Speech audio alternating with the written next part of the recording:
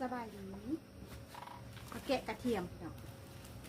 แกะกระเทียมเพื่อว่าสิเอาไปปลูกพี่น้องเพราะว่าคำลา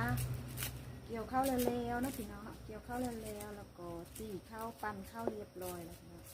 กิจกรรมต่อไปก็คือการปลูกกระเทียมแล้วก็ปลูกหอมพี่น้องปลูกผักชี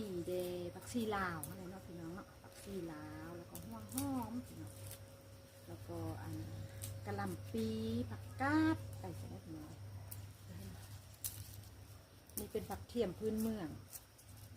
หอมเลยพี่น้องคณะก็จะแกะเป็นหมิ่นประมาณนี้สักครู่เลยไล่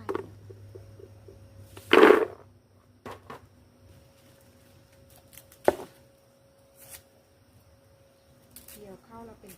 กิจกรรมประจำครอบครัวเนาะปุ๊บผักเสียบปุ๊บคือเราดีแล้ว